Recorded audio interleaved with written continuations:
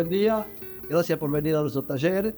Le vamos a ir indicando lo que se hace en cada lugar.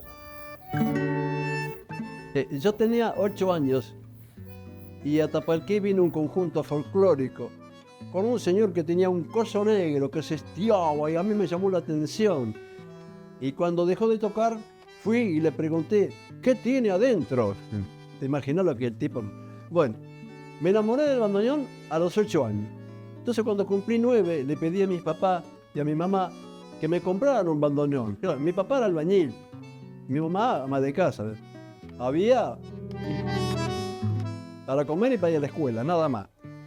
Entonces hicieron un esfuerzo, muchas cuotas, y compraron un bandoneón grande, común, antiguo, como los que había. Entonces mis manos no llegaban a las notas, a todas las notas. Yo mi mano de 9 años. Entonces le digo al maestro, profesor, ¿hay bandoneones para niños? Claro, el tipo, generalmente no me contestaban. Entonces yo cuando fui a casa le dije a mi vieja, mira mami, cuando yo sea grande voy a hacer bandoneones para niños. Y es lo que hago. Bueno, en este ámbito se construyen los fuelles.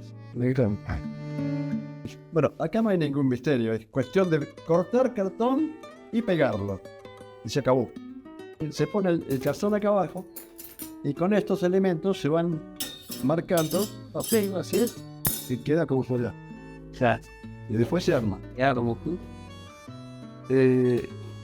Nosotros hemos tratado de industrializar y estandarizar lo más posible de que se pueda hacer un trabajo con elementos que exactamente salgan iguales, no que salgan más o menos.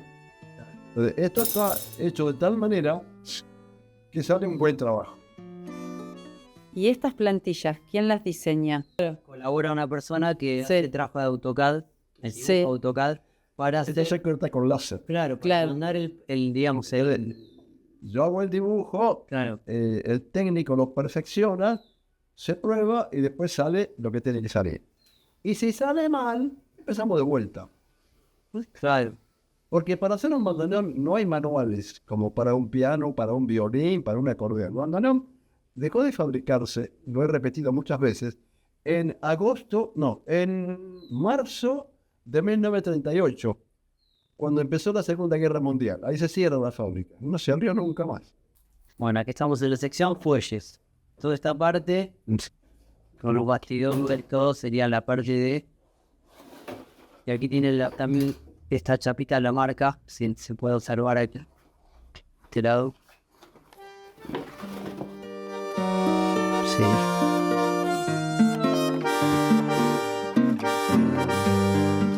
Ok. Por ahí. Vamos a cerrar.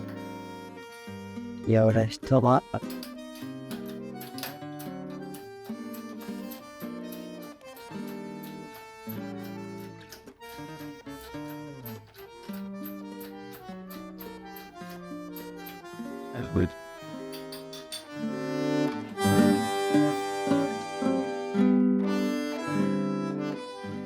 Esto es una prensa. Sí, bueno, prensado, pero iban a estar hecho de cartones. Y esos cartones sirven para luego de base. Claro. Por este cartón. Es un cartón especial. No, es un cartón de reciclado de cajones de banana. Ah, mira. Y bueno, una vez que está armado, se ve estas adornos afuera. Que vendría a ser esto de aquí, ¿no? Después, Mira vos. Esto Eso es como un material... Sí, que le da rigidez, ¿no? Y esto lleva la esposa. Este es cuero. Claro. Sí. Para acá. Después tenemos un montón de esquineros que se llaman, que irían justamente de esta punta. Esquineros y las pinzas adecuadas para colocarlos, porque esto tiene que tener una forma. Estos son los marcos de madera que lleva el fuelle. No queda nada. Sí.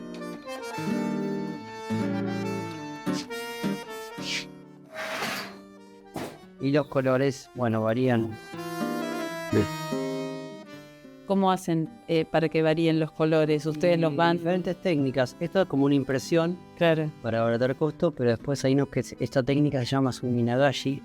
Es una técnica japonesa en la cual se tiñe el papel con dorado para que justamente se impregne y dé este marmolado que se llama, este marmolado desigual, ¿sí? Con pintura al oro sería. Cada una de esas franjitas se trabaja a mano, una por una, digamos. Se hace todo un papel grande y después se corta. Estos son para los bandoneones grandes, comunes. Claro. Y aquellos son para niños. Claro, aquellos son fuelles más pequeños, que el fuelle más pequeño, o que el bandoneón es más pequeño. Claro. Bien. Eso sería un poco la parte de fuelle. Bueno, ahora Sí. vamos a otro sector. Bueno, ¿cómo se llama el otro sector? Carpintería.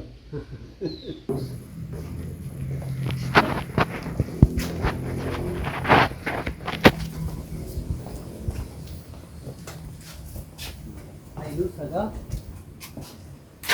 Ah, Sí. Bueno, a esto lo hizo un amigo que hoy cumple años. Se llama Luis Camelina, fileteador. es la filete porteño. Este ámbito cuenta de dos pisos. La parte de abajo es lo que habitualmente usamos. Y el depósito está arriba con las cosas que generalmente se usan de vez en cuando. Porque acá hay muchísimos elementos. Un bandoneón consta, repito, de 2000 partes. Y cada partecita tiene que estar en algún lugar, guardada, reservada, encontrable, y un lugar donde hacerlas.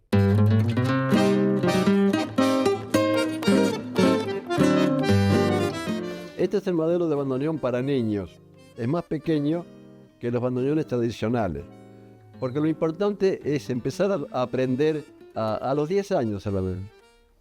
Porque es un instrumento muy dificultoso para aprender, para memorizarlo, en virtud de que no tiene una lógica determinada. Las notas son desparramadas, como decía Piazzolla, y además abriendo es un sonido y cerrando es otro. O sea que estudiar el bandoneón significa estudiar 4 instrumentos, ¿entiendes? Y además no poder mirarlo, porque uno en un acordeón están así las notas. Más o menos se puede tener alguna idea. Y además va de lo más grave a lo más agudo. El acordeón fue inventado por un físico, científicamente hecho por un físico. El bandoneón nació con 5 notas y fue creciendo inorgánicamente. O sea que es dificultoso. Estas son las diferentes máquinas que se usan para realizar las diferentes tareas. Sierra, lijadora. Esto generalmente es mate para los amigos en torno.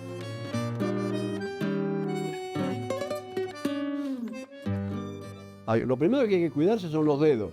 Los dedos. Y cuando uno toma una herramienta peligrosa, debe pensar solamente en lo que está haciendo. Porque si piensa que al otro día tiene un cumpleaños, ya no. La concentración tiene que ser absoluta. El piso tiene que estar limpio, sin ninguna cuestión que uno pueda tropezar y cortarse una mano. Y usar todos los elementos de seguridad para proteger la vista, los oídos y cualquier cosa de la piel. Bueno, como toda la carpintería, acá no inventamos nada. Con esto se cortan las maderas. Ah, claro. Sí, cierra. Una sierra. Después se lijan, después se encola y después Bueno, para otras herramientas de acá también. Estas sierras comunes. de carpintería. Y aquella también. Con este taller yo empecé a partir de 2000, cuando pedí mi jubilación en el Poder. Yo trabajaba en el Poder Judicial, en la Suprema Corte, de contador. Entonces, me jubilé a los 60, pero ya tenía en mi cabeza todo lo que había que hacer para montar un taller.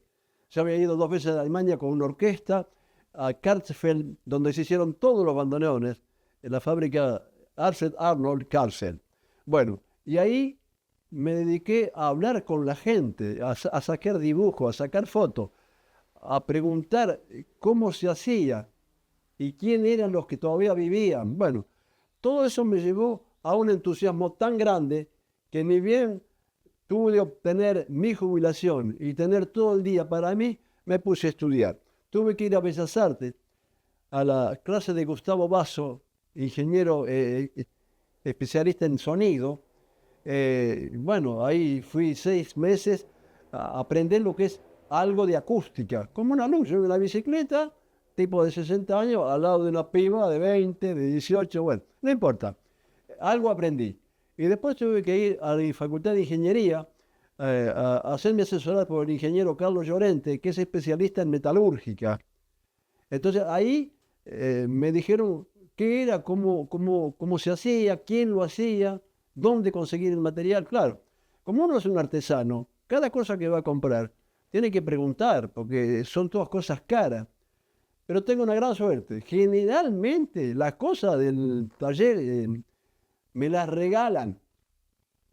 Me regalan el material. El señor del láser, que se llama Javier, saludos Javier, hace toda la cuestión del láser y nunca cobró un peso. Nunca, porque no quiso cobrar. Entonces, evidentemente, en este taller también hay mucha suerte, muchísima suerte, de dar con personas generosas y además con personas que saben. Ese bandoneón MIDI, no, ¿cómo se llama? 3D, lo hace otro ingeniero que se llama Carlos Amorezano, que un día vino y dijo, Pablo, ¿qué te parece si lo hacemos? Sí, dale, dale. Bueno, esos se han jubilado y posiblemente vengan a trabajar acá ahora al taller. Así que toda gente joven va a ver acá.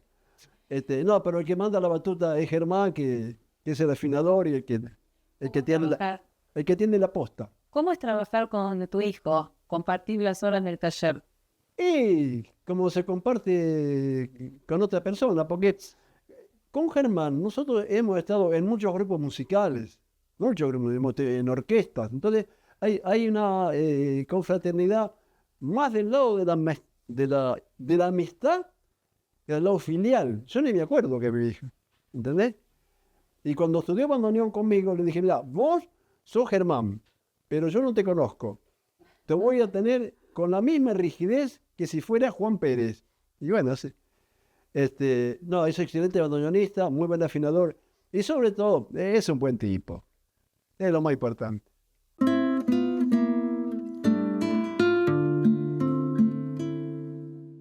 Bueno, acá Sí. son todos elementos y cajas de bandoneones. Esto y arriba también. Claro.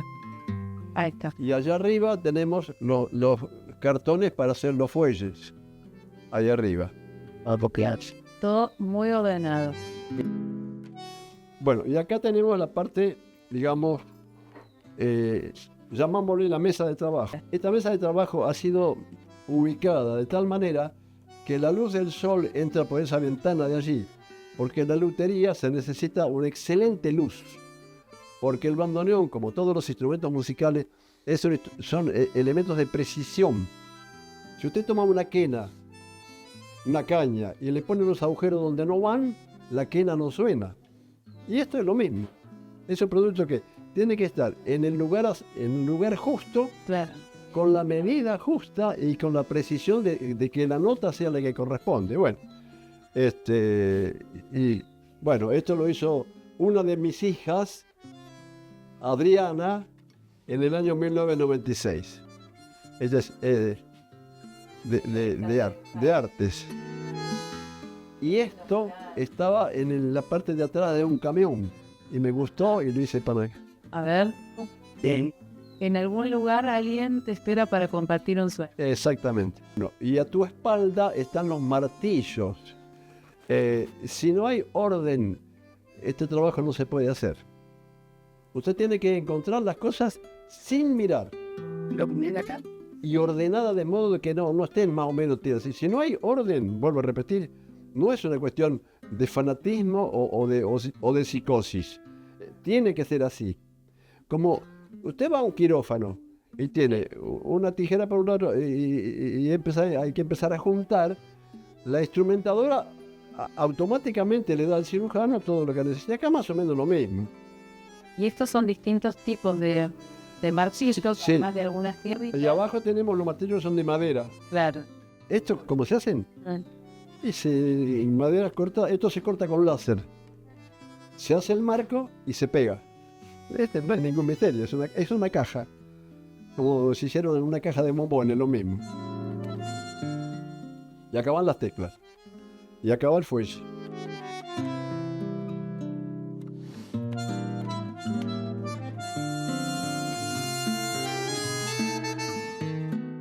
Con esos metales se hacen lo que se les llaman las voces del bandoneón, la lengüeta.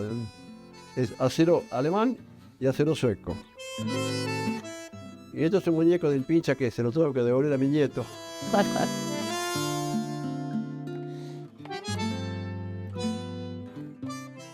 ¿Sí? ¿Hace mucho que tienen estos bananos? Y ese, Pero bueno, está en la parte de afinación.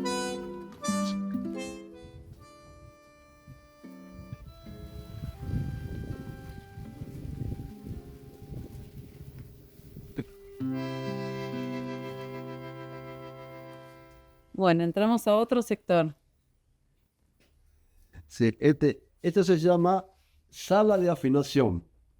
Y Germán le va a explicar todo cómo se hace, que él hace el trabajo. Esta sería lo que es la parte de afinación, digamos, el corazón del bandoneón, que es lo que suena, que es lo que, toda la parte que se mostró de fuelle, que es lo que contiene el aire, luego la parte de la madera, que es lo que le da el armazón, la contención, y lo que suena, que es el corazón, digamos, el sonido del bandoneón, que es lo que se produce en esta parte. La particularidad de este taller Fuelle Fredes es que nosotros somos los únicos en poder hacer peines y voces propias, porque generalmente los constructores de bandoneones lo que utilizan es ese material, que ahora lo vamos a mostrar, lo importan, lo cual hace que encarezca el producto. O sea, entonces la idea nuestra, que por eso se llama Para Salvar al Bandoneón el proyecto, es poder realizar todo íntegramente en esta casa, en este taller. Esto sería lo que se llama el corazón del bandoneón, que se llama comúnmente el peine, ¿sí? En donde van colocadas las voces, ¿sí?, de acero que mostró Pablo anteriormente. Esto se saca, está cortado por láser, que tiene justamente esta medida. Esta voz corresponde a esta medida. Y estos remachecitos que también los mandamos a hacer, porque no había nada para comprar de repuestería, o sea, todo esto hay que fabricarlo. Hasta las herramientas con las cuales uno trabaja se tienen que hacer adecuadas al bandoneón. Uno no va a una ferretería y dice, dame esto para armar un bandoneón. No se hace eso, no existe. Entonces, esto se llama peine, comúnmente, y estas se llaman voces, las voces del bandoneón. Entonces, una vez que se remacha la voz, previamente hay un desbaste con esta máquina, se coloca aquí la voz, ¿no? Se coloca aquí. Se le hace un predesbaste con esta máquina que tiene acercamiento, se puede alejar, se puede correr. Se hace un predesbaste y luego se remacha la voz, ¿sí? Tenemos remachadoras también, como en este caso, remachadoras más exactas, ¿no? Como es el caso de esta remachadora, que es donde se ubica el peine, aquí, y luego, tac, se baja y se remacha. O sea, ya acá no hay error humano. Esto es una máquina que funciona para eso, una herramienta que funciona para eso. Bueno, luego de esa parte pasamos a la parte ya sí de afinación, ¿sí? Que tenemos diferentes instrumentos de medición. La voz es donde, una vez que está colocada y remachada, es donde la voz empieza como a vibrar, ¿no? Entonces, con diferentes elementos de toma, ¿no? ¿A qué altura estamos? Porque generalmente se afina a 440, 442. Bueno, este es un mapa de qué nota iría en ese lugar, ¿sí? Y una vez que tenemos eso, bueno, podemos llegar a...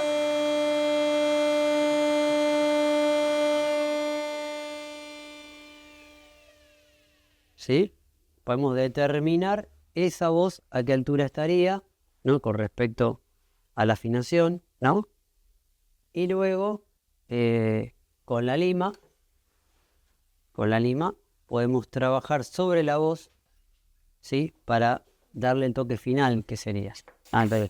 Bueno, esta parte es la afinación. Acá tenemos más elementos Sandra, acá tenemos más elementos de, sí, banco de prueba, Claro. diferentes tornos, elementos también de seguridad. También tenemos más tornos por acá. Hay una especie de estetoscopio. Sí, en realidad a veces se usa para cuando son bandoneones antiguos poderlos escuchar internamente, ¿no? Porque el bandoneón tiene una frase muy linda que es, no es el sonido del bandoneón, es la voz del bandoneón. Es uno de los pocos instrumentos que se refiere por eso mismo la voz, ¿no? Y de ahí viene el sonido. Entonces tiene toda esa parte, esa moraleja, digamos, de la voz del bandoneón. Bueno, más elementos de tornerías, digamos, para trabajar sobre las voces, ¿no? Si, por ejemplo, si un elemento... Generalmente son elementos de odontólogos. Muchas herramientas que se utilizan en la lutería son de odontólogos o de médicos. Bueno, y luego se coloca el peine en este soporte que sería, ¿sí? Para luego sí esto que vaya enganchado en esta parte, ¿no? Que sería lo que se llama comúnmente la máquina. La máquina del balón que sería esto, ¿no? Entonces aquí ya irían los peines colocados. Entonces, cuando yo oprimo esta nota, pasa el aire y suena la voz que está aquí. O sea, ese es todo el mecanismo que sería la máquina, que es la parte interna que iría acá, ¿no? Por eso yo digo que es el corazón del bandoneón, porque es lo que termina sonando, todo lo que es fuelle, caja, eso, una contención, ¿sí? Esto le da el aire. Así que bueno. Y después, bueno, estuvimos también probando con diferentes Claro, el fuelle le permite Es lo que le da el aire. el aire Claro, sí. para recibir el sonido, Sí, sí, para sí. que salga la voz, pero digamos como que acá está todo el mecanismo. Ahí está el mecanismo, eso es lo que suena. Eso es lo que termina sonando. Obviamente que sin el fuelle el bandoneón no funciona, sin esto no funciona, sin esto no funciona. O sea, tiene que haber todo un conjunto de cosas, porque también puede ser que se escape el aire, un ajuste general hay que darles. Y todas estas son máquinas que son necesarias para esta etapa de construcción, que es la parte de afinación. Y luego hicimos desarrollar con un bandoneón más económico aún, que es impresión 3D, ¿sí? Que la persona puede elegir el color que lo quiere y son elementos impresos con un programa en AutoCAD. Entonces, ¿qué pasa con esto? Se logra abaratar costo, la finalidad está dada porque este es un instrumento de estudio, el cual significa que para la primera etapa, que es descubrir dónde están las notas, alcanza. O sea, no es un instrumento de concierto, ¿sí? Aclarando esa parte.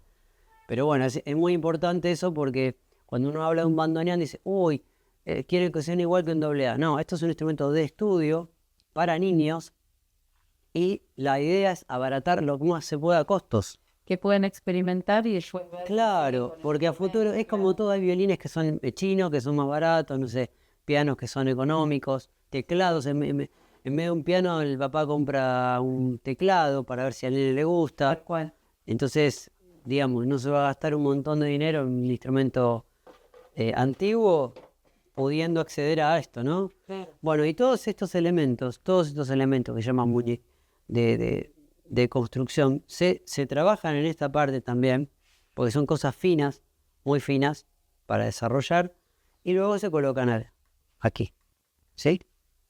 Entonces, esto tiene que tener un sentido, un largo, un ancho, un espesor. Esto no puede ser, como explicaba Pablo, más o menos, porque si no esto ya tocaría con lo otro, o acá no entraría la máquina. Entonces, todos estos elementos tienen que tener medidas exactas. Y esto es lo que se llama comúnmente como tabla armónica, ¿sí? Acá es donde van luego los peines, ¿no? Estos que estuvimos viendo. Así que bueno, esta es la parte justamente lo que le da es el sonido. Y ahí tenemos en esa biblioteca todo lo que son las notas, los botones llamados también, otros bandoneones que se están también por terminar al lado. Y después tenemos todos elementos seleccionados y ordenados por rubro. O sea, un fierrito, todo lo que hace al bandoneón. O sea, nosotros tenemos que buscar algo, vamos ahí y lo encontramos. Hay piezas también muy, muy chiquitas, por ejemplo, es el caso de los llamados muñequitos, que serían los que van acá arriba, mira, te muestro si querés acá, Sandra, por acá. Sí, serían estos muñequitos, por ejemplo, de Mox. Son todas piezas algunas muy pequeñas, ¿no? Entonces, todo esto es lo que va después encolado. Arriba iría la nota o el botón, y ahí es donde la persona puede apretar y suena la nota. Entonces, llamado a veces muñequito, tiene un resorte que mandamos a desarrollar, que es de acero inoxidable. Entonces, eso hace que no se oxide, porque los antiguos bandoneones eran todo de acero, entonces se oxidaban. Bueno, esto sería un poco la parte de afinación. Mirá, Sandra, lo que es esta piecita de madera. Ahí va adentro va el resortecito. O sea, todo muy... De precisión. de presión. Los resortecitos. Sí. Así que bueno. Es todo con mucho tiempo porque Eso muchas veces trabajan con lupa también, ¿no? Claro, trabajamos porque son elementos muy... Sí, muy pequeños, de mucha precisión. Hay que tener mucho tiempo para desarrollar esto porque esto rápido no se puede... Mucha paciencia, ¿no? De trabajo. Así que bueno, esta es un poco la parte de afinación. Hay otros elementos, hay otros afinadores. Pero bueno, y ahí está el bandoneón grande que también estamos desarrollando. Que es como el bandoneón común que la gente conoce, que es el grande, ¿no? Y además la idea nuestra también fue darle color al bandoneón, porque un niño, por ahí, los bandoneones generalmente son negros, o en esa época se utilizaba mucho el negro también. Y yo vi al principio como de afuera todo el proceso que se iba gestando, pero claro, yo ya en ese momento ya tocaba bandoneón y al tener algunos inconvenientes técnicos, empezaba como a meter mano, que él me fue guiando cómo desarmarlo, cómo empezar a arreglar lo que en principio a mí me estaba molestando, que era, no sé, mejorar el sonido de mi instrumento, ¿no? Entonces primero empecé a meter mano en mi instrumento, como un bandoneonista que tenía un problema técnico. Luego empecé arreglando bandoneones antiguos a colegas, ¿no? A personas que tenían el mismo problema que tenía yo. Que me decían, che, no encuentro el luthier, porque luthier hay muy pocos en Argentina, muy pocos luthier. Entonces después hice un curso de afinación con Enrique Fasuolo, que en Pompeya, en Buenos Aires, para entender cómo era la parte de afinación, porque nadie nos quería explicar. O sea, era como un misterio, un secreto que la gente tenía con respecto a eso. Nosotros de hecho damos cursos de afinación, hemos dado cursos, hay gente que está trabajando con los cursos que dimos. Lo cual está buenísimo porque se abre un poco el espectro y además no se muere el oficio, porque el oficio afinador son muy pocos los afinadores, muy poco. Pero fue todo un proceso de investigación, de ver, de conseguir los materiales, nadie nos quería vender los materiales. Entonces, todo ese proceso fue gradual, no es que fue de un día al otro ya comencé a trabajar con esto, porque también tenía que yo entender cómo era el trabajo. Yo siempre fui músico, así que para mí era algo totalmente extraño entender esto. Pero bueno, con tiempo, con dedicación, como yo te contaba, el tema de la lutería es mucho tiempo. Por ahí te puede llevar afinar una voz 1 hora o 10 minutos. Pero ese tiempo tiene que estar. Claro, yo pertenezco a una generación que de mi edad no hay bandoneonistas. Yo tengo 50 años, no hay bandoneonistas. Porque era una generación que generalmente se dedicaban al rock, que era la música reinante, digamos, que trajeron para acá, y bueno, todo un tema con la música. Y bueno, entonces, él tocaba en los cumpleaños, Pablo, o tocaba, no sé, cuando venían los nenes acá, y bueno, entonces lo veíamos. Además le escuchaba tango, yo escuché tango de chico, me llevaba a ver orquestas, la de Pugliese en su momento, yo tendría 9, 10 años, y él me llevaba y yo veía eso. Pero igualmente yo a los 8 años yo ya estudiaba violín. Así que yo hasta los 26 estudié violín y a partir de los 26 empecé a estudiar bandoneón. ¿Por qué? Porque ya hubo un interés de cómo sonaba el instrumento, yo más grande. Entonces fue todo un proceso llegar al bandoneón. Que acá lo que se hizo no fue copiar exactamente un bandoneón, fue tratar de innovar con diseños que sean más ágil a la construcción, o sea, que la línea de ensamblaje sea más rápida.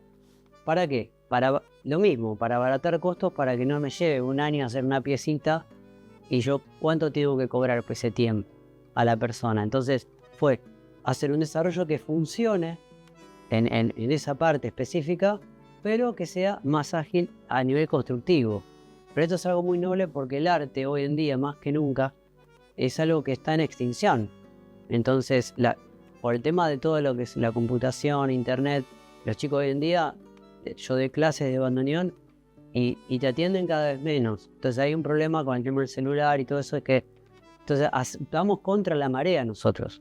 Estamos luchando contra la marea. Por eso es que, como dijo Pablo con el Consejo Deliberante de La Plata, la otra semana cuando lo nombraron de interés municipal, que ya nos habían nombrado de interés municipal, pero bueno, esta vez nos volvieron a nombrar, es que el Estado se involucre en apoyar a los constructores, no solamente a nosotros. Porque todos los constructores están en la misma situación. Entonces, cuando uno fabrica esto es algo noble, es algo que uno está sumando un granito de arena a la sociedad. No es que estamos haciendo algo que va a matar a otra persona. O vender algo que yo a vos te meto en una adicción y no estás fabricando un instrumento que va a sonar. Y el sonido es algo hermoso. O sea, ¿a quién no le gusta escuchar música en algún momento? El bandoneón tiene algo que vibra, que suena, que tiene un sonido característico y que además tiene que ver con nuestra historia, con nuestra cultura. No solamente lo que suena en el bandoneón, sino que en el tango hay mucha música que tocan bandoneón con flauta y con, no sé, pero no suena tango. Pero debe estar el bandoneón. O sea, fue el que le dio la voz al tango. Pero igualmente el tango, ¿cómo empezó? Guitarra y flauta traversa o violín, no sé. No empezó con el bandoneón. Yo creo que tiene un sonido característico y es por lo cual no muere. No muere porque hoy en día en el mundo hay todas orquestas de tango por el mundo. Yo leí a una coreana, que yo tuve una alumna coreana, y en ese momento, hace 5 años atrás, había 3 o 4 orquestas en Corea. Ahora hay como 20. De tango. O sea, hay orquestas de tango en todo el mundo. Bueno, a veces tocan juntos. Sí, a veces tocamos en lo que serían, bueno, eventos que nos inviten o no sé. Hoy a la noche tenemos un cumpleaños también que vamos a tocar. Así que bueno, pero más que nada, bueno, es el trabajo, compartir el trabajo del taller y bueno. Y cuando tocan, generalmente, ¿qué tangos, qué compositores? Y dijimos generalmente los clásicos. Los clásicos, por ejemplo, los tangos clásicos, la comparsita feliz, a lo que se llama la guardia vieja, ¿no? Hacemos algunos de Piazzolla porque a pedido del público, pero generalmente son tangos bailables, tangos clásicos. Porque el bandoneón y el tango es prácticamente la misma cosa. Hay más de 100 letras de tango que nombran al bandoneón. Bueno, bandoneones no existen más. Se harán 1 o 2 por año en todo el mundo. Quiere decir que si no se preocupan por apoyar a aquellos que estén haciendo bandoneones, Aníbal Troil lo decía, el bandoneón es un instrumento destinado a desaparecer. Ojalá no ocurra.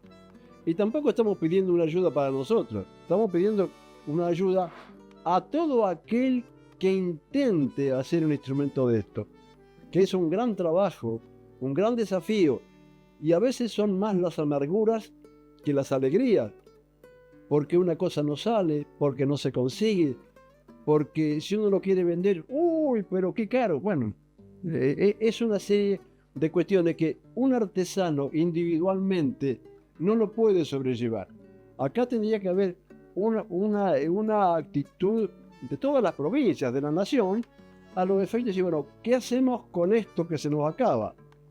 A colmo, el tango es patrimonio cultural de la humanidad. Hay un día del bandoneón en la Argentina, el 11 de julio. Hay de todo, pero Claro. no hay un apoyo concreto a hacerlo. Los bandoneones que hay, al país llegaron aproximadamente entre 50 y 60.000 bandoneones. La cifra no se sabe, pero son los únicos que hay. Los reparan, los afinan, le cambian los fuelles, le cambian las teclas, pero no hay nuevo. Eso en algún momento va a desaparecer. La idea es, Sandra, es de esto es de que, digamos, que pueda llegarse a generar un mecanismo, ¿no?, entre el Estado y lo que sería el taller, no solamente en nuestro taller, como decía Pablo, sino los constructores de bandoneones, en los cuales se pueda, por ejemplo, no sé, comprar para las escuelas. Nosotros le hemos vendido al Estado 5 bandoneones en su momento, que se distribuyeron en las escuelas. Fue el único caso de un taller de bandoneones que logró venderle al Estado para que esos bandoneones se distribuyan en las escuelas. Eso fue maravilloso, pero eso tiene que tener un seguimiento, una continuidad, porque si no, también, digamos, si no está articulado con el Estado, por ejemplo, que en los jardines se enseñe, que en las escuelas se enseñe, entonces, ¿qué pasa? Uno hace un instrumento para una persona que lo encargó y es muy poco en ese sentido. Bueno, por más música entonces. Por más música y más bandoneones. Bueno, en este humilde taller se le podría dar trabajo a muchas personas. No solamente trabajo, sino instruirlos en la construcción de instrumentos, desinteresadamente. Formar un equipo de 10 o 20 chicos de 20 años que sepan construir bandoneones, hacer alguna fundación, algo. Sí. Acá están todos los planos, están todas las piezas y están sobre todo, lo más importante, la forma de cómo hacerla. Claro. Entonces con él le podemos enseñar a un chico de 20 años Perfecto. a hacer este instrumento y mandarlo al mundo, sin ninguna duda. Sí, y además termino con esto, que en el mundo se conoce a este proyecto como Proyecto La Plata, Bandoneón La Plata, y en donde menos, digamos, hemos recibido apoyo es en La Plata.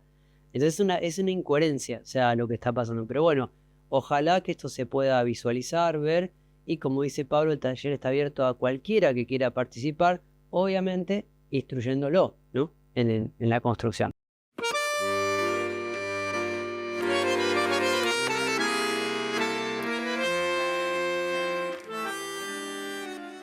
Es una exposición que se hizo del estudio de los materiales con que están hechos las voces del bandoneón, que no se sabía hasta que nosotros empezamos a hacerlo hace 20 años.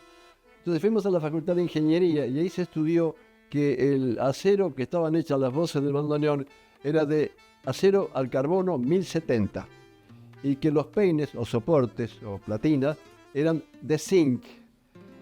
Nosotros hemos sido ayudados por la Facultad de Artes en lo que se hace sonido, en la Facultad de Ingeniería, en CONICET y en una serie de laboratorios privados a efecto de determinar cuál era el material, quién era el que podía hacerlo, y a partir de muchas equivocaciones vamos llegando cada vez al sonido que nosotros deseamos.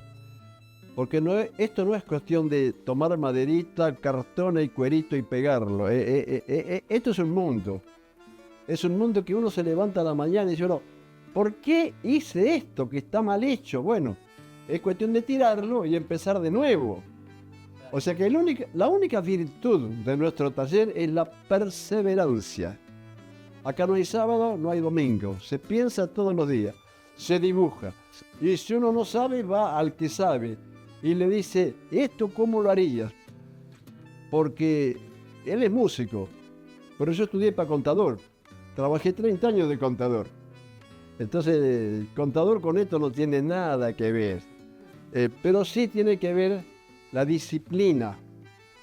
La universidad me dio a mí la disciplina. Tuve 15 años de profesor. Me dio la disciplina de cómo, qué, cuándo, por qué. Y todo eso se va aplicando al taller también. El taller inicia una nueva etapa en Citibel. Y el primer trabajo que vamos a hacer es terminar este bandoneón para niños que le hemos obsequiado a la Municipalidad de Tapalqué, donde yo nací. Muchas gracias.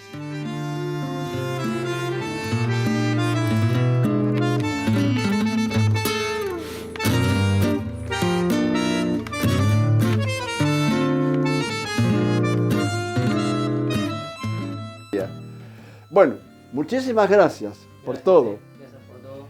Y si hubo algún error, sepan disculpar. se hace de nuevo.